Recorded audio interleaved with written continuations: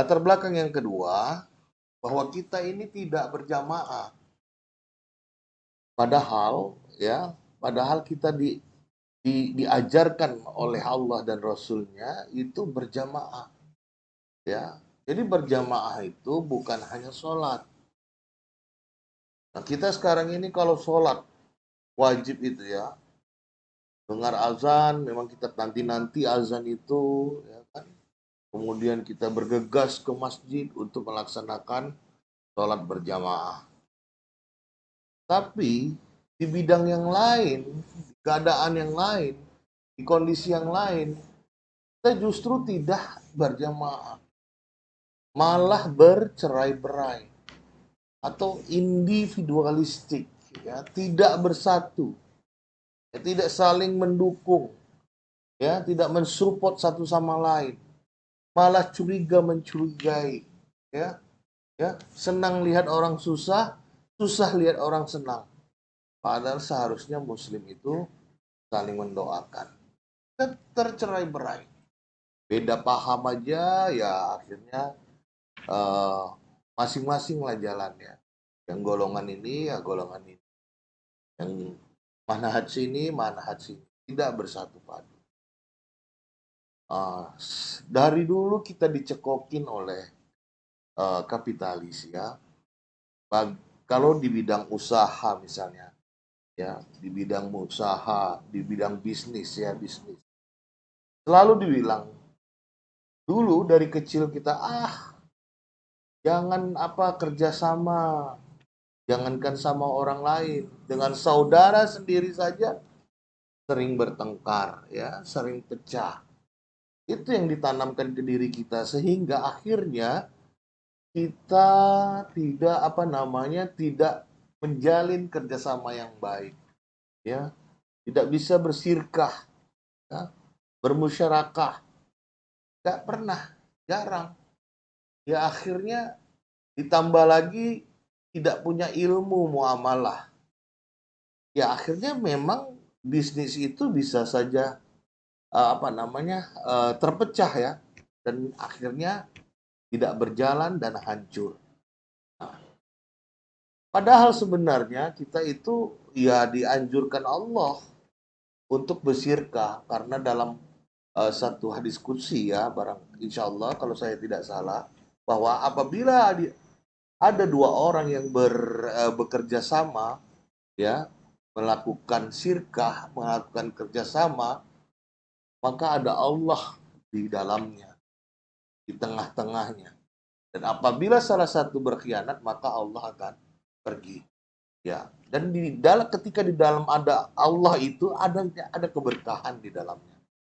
Itulah satu dalil yang menganjurkan kita untuk selalu bekerja sama dalam bidang apa saja, terutama di bidang usaha atau bisnis ya.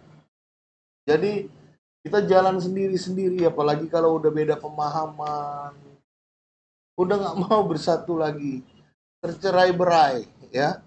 Nah, karena melihat hal ini, maka kami berpikir apa sih yang cocok untuk menyatukan kita ya, selain kita di masjid sholat berjamaah, dalam berbisnis ini, dalam berusaha ini, dalam meningkatkan ekonomi umat ini, apa yang cocok, yang sesuai. Ya, itu yang yang kedua, latar belakang kenapa kami mendirikan eh, KPIBP ini, Koperasi Indonesia Bersatu Padu. Ya. Kemudian selanjutnya, latar belakang yang selanjutnya yaitu bahwasanya kami mendirikan KPIBP ini adalah dalam rangka menjalankan perintah Allah. Ya, bukan seperti apa yang ada beberapa apa pernyataan dan pertanyaan yang masuk. Untuk apa sih? Ya kan? Untuk memperkaya diri.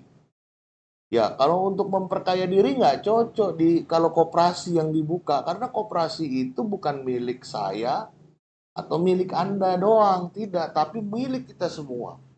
Seluruh anggota yang aktif, yang bergabung di dalam koperasi, maka itulah pemilik pemilik koperasi tersebut.